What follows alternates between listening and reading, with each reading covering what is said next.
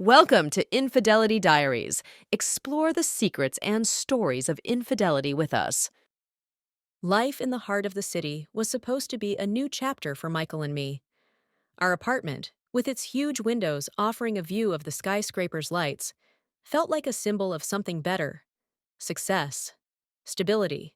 But the more time passed since we moved in, the more I felt that behind this beautiful facade, emptiness lurked. It seemed like we had achieved what we always dreamed of, yet in reality, our lives flowed in parallel. Michael was more and more absorbed by his work, while I was left alone with my thoughts, sinking into routine. "You understand this is temporary, right?" Michael said, when I hinted once again that he was rarely home. "You say that every time, Michael. But it's not temporary, it's endless." My words came out sharper than I intended. He shrugged, turning to the fridge for water. "I'm doing this for us. How don't you get it? Work, career, that's our foundation. I can't just drop everything and walk away." I sighed quietly. Of course, I understood. Every time he said those words, I agreed with him mentally. But still, something inside me wouldn't let me rest. This house, this new life felt hollow without his presence. I invited my dad to stay with us for a while, Michael added unexpectedly, his voice calmer, almost businesslike. He said it as if he were discussing a new project meeting, not his father moving in. "What?" I turned to him sharply. "Andrew is coming to live with us? He just lost Mom, Luna." His voice was soft but firm. "He needs time to cope with it. I thought being here in the city might be easier for him. And besides, we have a spacious apartment. If I were you, I wouldn't worry." "I'm not worried," I muttered, though deep inside, I was uneasy. The idea seemed sudden, but at the same time, appealing. Maybe this would really be something new for us? A new face in the house. Maybe his presence would chase away the silence. When Andrew arrived a few days later, I hardly recognized him. He had always been a lively, energetic man, with a smile that could infect anyone. But now, standing in front of me, was someone who had clearly lost more than just his wife. His eyes were full of weariness, his shoulders slumped. He smiled at me, but that smile was more of a shadow of what it used to be. "Luna, good to see you," he said, hugging me. His voice was quiet, as if the city had already drained some of his energy. "I'm glad to see you too, Andrew. We'll do everything to make you comfortable here." I tried to smile wider, but inside I felt a strange anxiety. The three of us sat down for dinner on the first evening, and as always, Michael was talking about work. His voice was a background for my thoughts. I watched Andrew out of the corner of my eye. He ate silently, occasionally nodding to Michael, but his gaze was empty, as if he wasn't really there. When Michael finally went to bed, Andrew and I were left alone. The silence seemed to compress the space around us. I felt a strange tension that I couldn't explain. We sat there, neither of us starting a conversation. At some point, Andrew looked up and said, "How are you, Luna?" A simple question, but for some reason, it hit me harder than I expected. Maybe because no one had asked me that in the past few months. Michael was too busy to think about what was happening with me. "I'm fine," I answered, but I could feel how false it sounded. Andrew nodded, his gaze sharp, as if he noticed something. He rubbed his chin, then looked at me again. "You don't believe that?" "I can see it. Michael doesn't give you enough attention, does he?" I flinched at the bluntness of his question. It was the moment when I first felt that he saw me, not just as his son's wife, but as a person living within these walls. And worse, he was right. "It's just work," I whispered, feeling my throat tighten with pain. "He has a lot going on." Andrew nodded, but he didn't take his eyes off me. "Sometimes work can't replace what people really need. I know what it's like to be left alone with yourself." His words echoed inside me, leaving a heaviness behind. I lowered my gaze to my hands, unable to meet his eyes. "You shouldn't have to go through this alone," he added softly, and there was so much warmth in his voice that it became hard to breathe. We sat in silence for a while longer, and I felt that an invisible bond had formed between us. The silence no longer felt oppressive, but there was something new hidden within it, something I couldn't yet understand. When I lay down in bed, Michael was already asleep, his breathing steady and calm. I couldn't fall asleep. Andrew's words, his gaze, his questions kept swirling in my mind. All of it made me reflect on what was happening in my life, on what I was feeling. Maybe I really was alone in this glass world that Michael and I had built. But for some reason, it felt like the silence was about to start speaking. Andrew turned out to be nothing like I expected. I thought he would be a quiet, withdrawn widower, having lost his interest in life after his wife's death. But the man I saw a few days after his arrival was different. Yes, his eyes still carried the shadow of loss, but in his movements and words, there was a confidence I couldn't ignore. He was calm, but within that calmness lay an inner strength, a charm that changed the atmosphere of the house. We often found ourselves alone when Michael went to work. At first, it was awkward, but over time, our conversations became more relaxed. Andrew surprised me with how effortlessly he could keep the conversation going. It was as if he could read my thoughts, noticing things that slipped past Michael. Every time I asked myself what was happening between us, his attention seemed to be the answer. "There's a party on the roof of our building tonight," he said one morning as we were having breakfast. "Maybe we should go? It'd be nice to get out for a bit." I hesitated. Michael and I had stopped going to such events long ago. But Andrew looked at me with such calm confidence that I nodded before I could even fully think it through. "You're right. Why not?" That evening, I put on my best dress, light, flowing, and flattering to my shoulders. When I entered the room, Andrew looked at me, and a faint, barely noticeable smile appeared on his face. It wasn't overt, but there was admiration in it. "You look stunning, Luna," he said. The words were simple, but inside me, they resonated with something more. "Thank you," I replied briefly, feeling a wave of embarrassment rise within me. His compliment was sincere, but there was something more to it, something that made me reconsider our interactions. On the rooftop, it was noisy: music, laughter, lights, and people joyfully dancing under the stars. We stood at the edge, watching it all, but staying apart from it. Andrew was close, and when he adjusted his watch, his hand brushed mine. I felt that light touch, like a spark running across my skin. "When I was younger," he began, leaning slightly toward me to speak louder over the music, "I often went to parties like this. In youth, we think it'll always be this way: dancing, lights, freedom. But life changes its rhythm." I looked at him with interest. He spoke with nostalgia, but not with bitterness, more with acceptance. "What changed?" I asked, trying to catch his gaze. "Everything," he answered shortly and smiled. "But you know, some things come back, like the joy of just being with the right people." We continued to watch the dancing crowd. In that moment, amidst all the hustle and noise, I felt a quiet connection with him. He stood beside me, and our silence felt more meaningful than the words others were saying. Andrew didn't provide answers to my inner questions, but his presence seemed to help me understand them. We returned home late that night. Michael, as always, had stayed late at work, and our home greeted us with quiet, empty silence. When I closed the door, Andrew lingered in the hallway, glancing back at me. "Did you enjoy the evening?" he asked, his voice soft, as if he feared disturbing something invisible between us. "Yes," I replied, not breaking eye contact.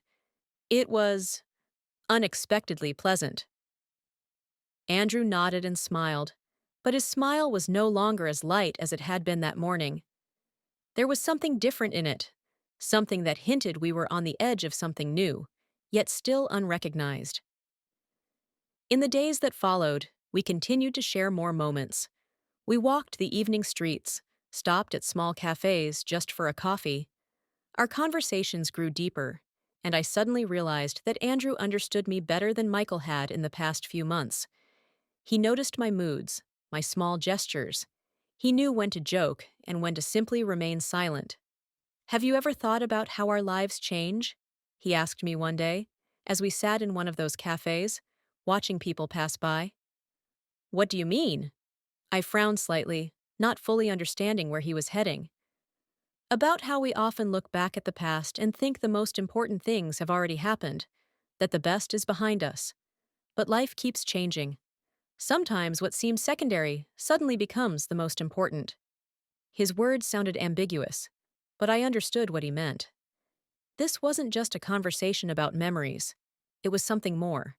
Something that was slowly unfolding between us, but we both hesitated to name aloud. Each of our conversations felt like a cautious step on thin ice. We moved forward, sensing the cold water almost touching our feet, but not daring to plunge fully into it. Michael was always busy. Business trips had become an inseparable part of our lives, and at some point, I even stopped noticing his absence. The house without him filled with a strange silence, but with Andrew's arrival, that silence turned into a different, subtler rhythm. We never talked about what was happening between us. It was more like invisible lines drawn from glance to glance, from accidental touches to awkward pauses.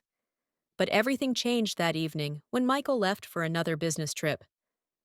"Michael's leaving, and we have the evening to ourselves," Andrew said over dinner. He leaned back in his chair and smiled, as if he'd just come up with an idea that had been lingering in the air for a long time. "Free?" I raised an eyebrow, sensing his intent. "You know, I heard there's a street music festival downtown tonight. Not a bad way to spend time, don't you think?" I looked at him, not quite sure how to respond. But the offer was too tempting. Street festivals were a mix of noisy crowds, the smell of food, dancing, and music rhythms piercing the night. Suddenly, I realized how much I wanted to escape from the usual routine, even if just for a few hours. "A festival? Why not?" I replied, and Andrew nodded, as if this wasn't just a plan, but something more significant. We left the house, and within minutes we were among the people. Music echoed from every corner, blending with colorful neon lights reflected on the asphalt. Andrew walked beside me, and I felt like an invisible space had grown around us, as if we were in a bubble where only he and I existed. "How do you like the atmosphere?" he asked, leaning towards me so his voice wouldn't drown in the noise. "It's amazing. I forgot what it felt like to be part of something alive," I answered, suddenly realizing how long I had been disconnected from real emotions. We walked along the streets filled with life. The music filled every corner, and the lights made everything around seem more magical. People danced, laughed, and I felt like I was in another world. Andrew suddenly stopped at one of the coffee stands. "How about a cup?" he offered, and I laughed, nodding. All of this felt like a dream, real yet unreachable. After the festival, we decided to walk further, away from the noisy crowd. Andrew suggested visiting one of the lookout points he had once told me about. It offered a breathtaking view of the city at night, and I agreed without hesitation. The night was fresh, with a light breeze pleasantly brushing my face. We climbed up to the lookout, and I froze as the city panorama unfolded before me. The lights glowed below like tiny stars scattered on the ground, and the air was filled with silence and a mysterious calm. We stood there, silently enjoying the view. Andrew seemed lost in his thoughts, and I was lost in mine. But the tension between us had become palpable. It wasn't the usual silence that used to oppress me. It was something else, like the anticipation of something inevitable. "This city is beautiful at night," he said quietly, breaking the silence. His voice was soft, as if the air itself was helping him be closer to me. "Yes, it lives its own special life when everyone else is asleep," I agreed. I could feel him nearby, almost physically, though there were a few steps between us. His presence was so strong that it seemed to fill all the space around. At some point, I realized that our silence was just a cover for what was about to happen. "The moon!" His voice pulled me out of my thoughts, and I turned to him. Andrew was standing very close, his eyes full of some kind of tension that I couldn't understand. We looked at each other for just a few seconds, but they felt like an eternity to me. And suddenly, without any words, he leaned in and kissed me. Everything happened so quickly that I didn't even have time to realize it was real. In that moment, the city lights became just a backdrop for something bigger. My head was spinning, as if the whole world had suddenly turned upside down. Everything that had been between us before, the conversations, the glances, the unspoken words, suddenly poured out. When Andrew pulled away, we were both silent. I was stunned that it had happened. But what shocked me even more was that I couldn't stop myself. My mind knew this was wrong, but my heart had already stopped listening to reason. "I'm sorry," Andrew whispered quietly, but his eyes said otherwise. There was no remorse in them, only the realization that this step had been inevitable. "No need to apologize," I replied, though I didn't believe my own words. The night enveloped us, and in that moment, I realized I had crossed a line, but there was no turning back now. After that evening at the lookout point, I couldn't stop thinking about what had happened. Everything inside me resisted. I tried to convince myself that it was a mistake, a fleeting moment, nothing more. But something in that kiss changed me, changed the very essence of who I was beside Michael and beside myself. I avoided Andrew for several days. Every time he approached me, I found excuses to leave or occupy myself with something. But our encounters were inevitable. The house, which had once been a cozy refuge, now became a place filled with tension that could no longer be ignored. I could no longer enjoy the quiet of the evenings, as every shadow, every sound reminded me of what had transpired. One morning, I decided to leave the house alone to clear my head. I headed to a small antique shop I used to visit often when I needed to distract myself. This place had always been my secret hideaway, full of old things, each carrying its own story. In that shop, I could forget about the world outside, immersing myself in the memories of other lives, other eras. I was standing by a shelf of books when I heard quiet footsteps behind me. It was Andrew. His appearance was so unexpected that I nearly dropped the book I was holding. "Sorry, I didn't mean to scare you," he said with a slight smile, and I noticed the same softness in his eyes that I had seen that evening at the lookout point. "It's fine," I replied, masking my confusion with politeness. "How did you know I was here?" "I just walked by and saw you through the window." His voice was calm, but I could feel him trying to re-establish the connection we were both trying to ignore. I continued browsing the books, but I could feel his gaze on me. It was as if he saw more than just a woman standing before a bookshelf. His gaze pierced through me, as if he knew what I was thinking, what I was feeling, and that frightened me. "Do you come here often?" he asked, stepping closer. "Yes," I replied briefly, trying to focus on the books, but my thoughts were far from here. "This place is calming. I love old things. They carry stories that no one remembers anymore." Andrew looked at me, and I noticed his gaze linger on my hand, gently caressing the cover of an old book. "Sometimes it feels like we, too, become part of such stories," he said. "Stories that no one will notice, no one will know." Those words made me tense up. His voice sounded as if he were talking about us, about what was happening between us. We were like two people, immersed in their own lives, but at the same time creating a new secret story that no one was supposed to know about. I lifted my eyes to him, and our gazes met once again. At that moment, there was something more than just silence between us. It was a tension that could no longer be ignored. He stood too close, and in his eyes, I saw what we both were afraid to admit. "We need to stop," I said, taking a step back. My heart was racing, but I couldn't look away from his eyes. "This is wrong, Andrew." He didn't move, but his gaze remained steady. "Do you really want that, Luna?" His question caught me off guard.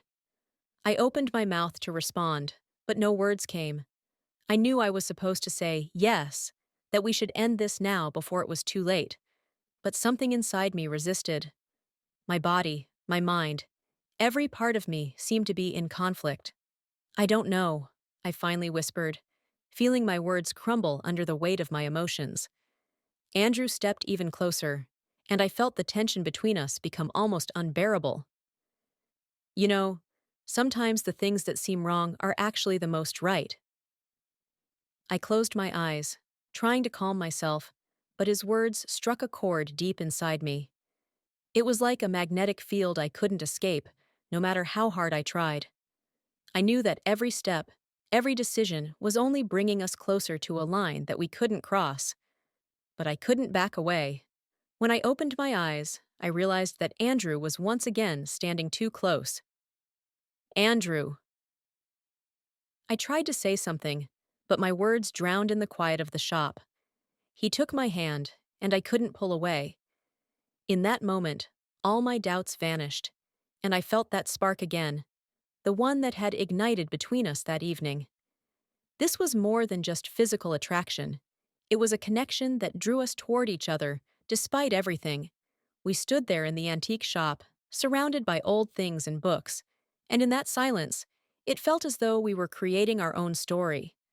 A story that would never be written down, but would forever remain in our hearts. At that moment, I realized we were standing on a delicate edge. One wrong move, and everything would change forever. The quiet of the morning house always seemed like something familiar. Every day started with Michael, quietly getting ready for work, trying not to wake me. Today was no different. I heard the door close, but my eyes remained shut, and I drifted back to sleep. Andrew, left alone, felt how the morning silence, filled with unspoken tension, settled in the house. He sat on the couch in the living room, listening to Michael's footsteps fade away, and his thoughts returned to what had happened over the past few days. That evening on the lookout point was like a delicate thread stretched between us, connecting us even when we tried to ignore it. He realized he could no longer just sit and pretend that everything was left in the past. Andrew stood up and, almost without thinking, walked down the hallway toward the bedroom. It was like a spell, a decision made not by reason, but by instinct. He froze at the door, his heart pounding louder, and his mind warned him that this was a step into the unknown. But still, he opened the door and entered. I was sleeping. My face was peaceful, and I radiated a sense of warmth and calm. Andrew paused for a moment, feeling the mix of anxiety and attraction. He stepped closer and sat on the edge of the bed, emotions overwhelming him. He leaned down, and without thinking about the consequences, touched my cheek. I flinched and slowly opened my eyes. The first few moments passed in a blur, sleep mixing with reality. Before me was Andrew, and his kiss was too real to remain just a part of a dream. He said nothing, but his eyes spoke everything. They were filled with what he had long kept hidden. My breath quickened, but I didn't pull away. Inner questions and doubts were overshadowed by the moment happening right now. Thoughts of Michael disappeared for a second, giving way to the quiet, intense silence between us. We just looked at each other, and time seemed to slow down. Inside me, two emotions battled: fear of what was happening and the desire not to stop it. Things had gone too far, and I understood that, but I could no longer ignore what was between us. I always thought I could control my feelings, but after that morning with Andrew, everything changed. I wandered around the house as if in a dream, pretending everything was normal, but my mind was in chaos. Andrew and I didn't speak about it again, but the tension lingered in the air like an invisible presence. I knew I had crossed a line, and the realization slowly started to unravel my usual life. Michael didn't seem to suspect anything, or at least that's what I thought. He was still just as busy with work, and his returns home felt mechanical, as if this wasn't our life, but just a series of routine events. But recently, something had started to change. I noticed how he looked at me when he thought I wasn't watching. His gaze lingered longer than usual, as if he was searching for something, though he didn't know what. I could feel his attention returning to me, but it felt different now. Less caring, more cautious. "Luna, how about we go out for dinner on Friday?" Michael asked one evening at dinner. He slid a plate towards me and looked at me a little more attentively than usual. "There's a new rooftop restaurant. They say the view of the city is amazing." I sighed and tried to smile, but it came out forced. Dinner with Michael?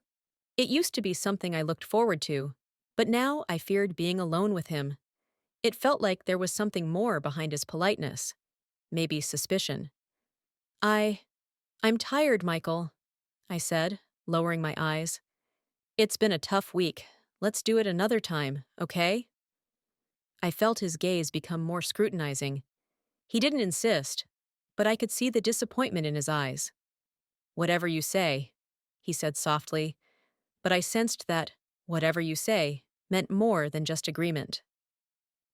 That night, I couldn't sleep for a long time.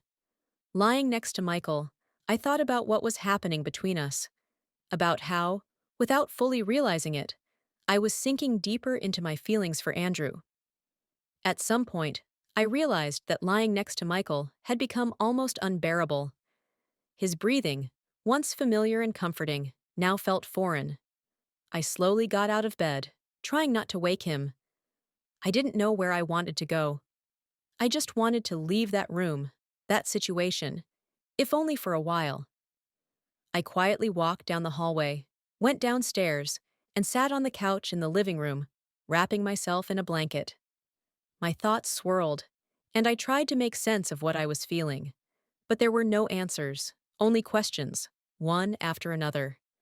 At some point, I heard the bedroom door creak. I froze. A few seconds later, Michael quietly came downstairs, stopped in the doorway, and looked at me.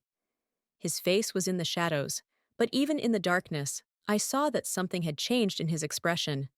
"Luna, what are you doing here?" he asked. There was no anger in his voice, but there was something else, something that made me tense up. "Couldn't sleep," I answered shortly, hoping he wouldn't notice the tremor in my voice. He stepped closer, sat across from me, and silence filled the space again. In that moment, I realized that Michael was no longer just a tired husband absorbed in his work. Something in him had become alert, as if he was trying to piece together a puzzle that had previously been out of reach. "Do you do this often? Wake up in the middle of the night?" he asked, and though his voice was soft, there was an invisible sharp edge to it. "Sometimes," I replied, trying to keep my voice as calm as possible. "Just restless thoughts." Michael nodded, but didn't take his eyes off me. I felt his suspicions growing, like a thin thread stretching through the silence between us. He didn't say another word, and after a few minutes, he went back to the bedroom, leaving me alone. I sat on the couch, hugging my knees, listening to Michael's footsteps fade upstairs. My head was filled with the noise of thoughts. Everything that had happened between Andrew and me was slowly spiraling out of control, and Michael was starting to notice. I didn't know how much longer I could keep hiding the truth. In the morning, when I came down to the kitchen, something strange awaited me on the table. A small, barely noticeable piece of the past that made my heart skip a beat. An old photograph. The picture was taken at a concert when Andrew and I first went to that festival. Michael stood by the table, his arms crossed over his chest, his gaze focused on the photo. "Do you remember that evening?" he asked, without taking his eyes off the photograph. I froze. Of course, I remembered. That night, something changed inside me. Everything started from that evening, from the smiles, from the music, from that moment when I first allowed myself to feel that someone else understood me more than my own husband. "Yes, of course," I answered cautiously, trying to keep my voice steady. "It was so long ago, funny that you found it." Michael lifted his eyes to me, and there was something new, something unsettling in his gaze. "Funny, yeah," he said quietly. "But here's the strange part. I don't remember us talking so much about that night. And here, you and my father look so close." My heart pounded louder. His words felt like a light tap on glass, still intact, but already cracked. I looked at the photograph. Andrew and I were standing next to each other, both smiling, but now even I could see that there was something more in those smiles than just friendliness. We were just having a good time, I tried to reply, but I knew it sounded implausible. Even my own voice lacked conviction. Michael thoughtfully turned the photograph in his hands. He didn't continue the conversation, but I knew this wasn't the end. His suspicions were growing, and now I couldn't ignore it. All day, I couldn't find peace. Thoughts swirled in my head like restless birds, and every time I looked at Andrew, something inside me tore apart. I couldn't rid myself of my feelings for him, no matter how hard I tried. They enveloped me like a web in which I was entangled, and every day only strengthened this feeling. When Michael left for work, I was left alone in the silence. The house felt cold and empty, though I used to think of it as our cozy refuge. Now it was just a house where I hid my secrets. And the biggest one was Andrew. I sat on the couch, my hands trembling as I recalled our last conversation. I didn't know what to do. I loved Michael, or at least I thought I did. But with Andrew, everything had become different. He was like a light in my life, which I had considered dimming. I drowned in his attention, in his understanding, and it seemed to me that I could no longer return to my old life. Andrew entered the room, his steps quiet, but I immediately felt his presence. He sat down next to me without saying a word, and the silence between us spoke more than any words could. We both knew things had gone too far, but instead of stopping, I felt the pull between us growing stronger. "You need to be careful, Luna," he finally said softly, and I looked at him. There was concern in his eyes, but desire lingered too. "I don't know what to do," I replied honestly, unable to hide my feelings. "This is tearing me apart, but I can't stop." Andrew sighed and placed his hand on mine. I looked at his fingers, at how his touch made me feel alive, even though each touch was destroying my old life. "I don't want this to end badly." His voice was quiet, almost a whisper. "But you know it will," I answered, not taking my eyes off his hand. A storm raged inside me. On one side was my life with Michael, stable, familiar, but without the passion and connection I felt with Andrew. On the other side was Andrew, the person who made me realize I could still feel deeply, but he was also the one who could destroy everything I had. That evening, when Michael came home, I noticed how he glanced at the photograph on the table again. Now I knew he was piecing everything together, that in his mind the links of suspicion were already forming. He didn't confront me directly, but I saw it in everything, in his gaze, in how his hands lingered just a little longer on mine, in the silence that had become even more oppressive. I knew it would all come out soon. Michael wasn't the kind of person who could tolerate things for long, but I still couldn't decide what to do. My heart pulled me towards Andrew like a magnet, and I didn't know if I could break free from this heavy bond, even if it meant destroying my life. That day, I felt an inexplicable unease. I had a strange premonition that something was about to happen. Andrew suggested meeting at one of the old abandoned cafes on the outskirts of town, where we could be alone. He always chose places like that, empty, quiet, as if they held the secrets of others. But today, something felt off. I sensed it from the morning, though I couldn't explain why. When I arrived at the cafe, it looked just as it always did. The abandoned building, the old windows with cracks through which light streamed. I went inside, and Andrew was already waiting for me. His face was serious, his eyes tense. We both knew this could be one of our last meetings. The secret we had been so carefully hiding was becoming harder to bear. "I think Michael suspects something," I said as soon as I stepped inside. Andrew nodded. He also understood that we wouldn't be able to hide much longer. Yet, despite that, his presence always brought me a strange sense of calm. "We have to decide something," he said softly, looking at me. "We can't go on like this." I knew he was right, but I couldn't find the strength to respond. How many times had I tried to break this connection? How many times had I told myself this was wrong? But every time, something pulled me back to him. His calmness, his confidence. It all seemed so important when my own life was falling apart. We were sitting in that old cafe when I heard footsteps. At first, I thought it was just the echo of our conversation. But then the door quietly opened, and I saw Michael. My blood ran cold. He stood at the threshold, his face unreadable, but I saw the silent rage in his eyes. My mind frantically searched for words, but I couldn't utter a sound. The realization that our secret had been uncovered hit me with such force that, for a moment, I lost control of reality. This was the end. All my efforts to hide the truth, all my attempts to deceive myself, now they were crumbling to dust. Michael, I began, but his gaze silenced me. He didn't yell. That was the scariest part. In his eyes was the kind of anger that doesn't need words, but burns you from the inside. He stood before us like a witness to something inevitable, like a judge who didn't need explanations. How long? He asked, his voice quiet, almost a whisper. But in that question was a force that tore me apart. I tried to say something, but I had no answer that could calm him. In that moment, I realized I had destroyed everything we had. Michael looked at me and at his father, and I saw him trying to comprehend that the people he trusted the most had betrayed him.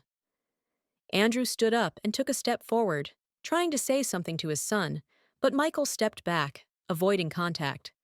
There was no trace of trust in his eyes anymore. "Don't bother, Dad," he said coldly. "I don't need your explanations." Andrew froze, his face distorted with guilt. I saw him searching for words that might somehow explain the situation, but even he knew words weren't enough. Michael looked at us for a few more seconds, and then his eyes darkened, and he gave us one last look, full of disgust. "I don't want to see either of you again," he said with icy resolve. "Not you, Luna, and not you, Dad. You've destroyed everything." He turned and left, leaving Andrew and me alone in that abandoned cafe, which now felt even emptier. Silence filled the space, but it was a different kind of silence. A heavy, suffocating silence, like a scream that had no way out. I sat there, unable to move. Everything I had feared losing was destroyed in that moment. Michael was gone, and I knew nothing would ever be the same again. I had lost him, lost the life we had. But most of all, I had lost myself. Andrew stood beside me, his shoulders slumped, and I saw that he, too, understood the full scale of what we had done.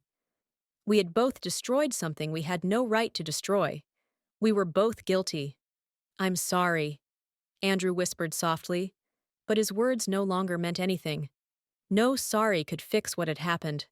We left the cafe together, but deep down, I already knew. This road had led us to the end. I was driving to Michael's, and all my thoughts merged into a never-ending wave of fear and regret. The car moved automatically, as if my hands and feet were simply following familiar motions. My head, however, was filled with images. How he looked at me in that abandoned cafe. How the anger and disappointment melted from his eyes, leaving only emptiness. I knew this might be my last chance to somehow fix everything, but deep down, I already felt that it was all lost. When I pulled up to his house, my heart started pounding so hard that I thought it would burst from my chest. I tried to think of words that could somehow explain everything, though I didn't truly believe they would be strong enough. Deep inside, there was still a faint hope that I could convince Michael to listen to me. I knocked on the door, and after a few seconds, he opened it. His face was closed off, emotionless, as if I were standing in front of a complete stranger. But his eyes, the very eyes that once glowed with love and trust, were now filled with cold detachment. "Michael, please," I began, but he cut me off, raising his hand. "There's no need, Luna," he said with icy calm. "I don't want to hear a single word from you." I froze, not knowing what to do. Every word, every attempt to explain myself shattered against his impenetrable wall. There was no place for forgiveness in that gaze anymore. I tried to speak again, but he stopped me once more. "You've destroyed everything." His voice was quiet, but it carried so much pain that I felt a chill run down my spine. "You and my father. You didn't just destroy my marriage, you destroyed my family. And now, Luna, I don't want to see you. Leave!" "Michael, please." I tried to grasp at any chance, but he had already stepped back, as if he couldn't bear my presence any longer. "Leave," he repeated. "I don't ever want to see you again." The door closed in front of me, like the final barrier between the past and the present. My life, my hope, my efforts to fix anything, all of it collapsed in a single moment. I stood there, outside his house, feeling the world around me turn into a gray, soulless void. Andrew disappeared from my life too. After Michael left, he tried to stay out of sight. He didn't say any goodbyes, didn't try to explain his feelings. He just left, vanished like a shadow that was no longer there. Maybe it was his way of coming to terms with what he had done. He realized that he had destroyed not only his own life and his son's, but mine as well. And it seemed that this realization was too much for him to bear.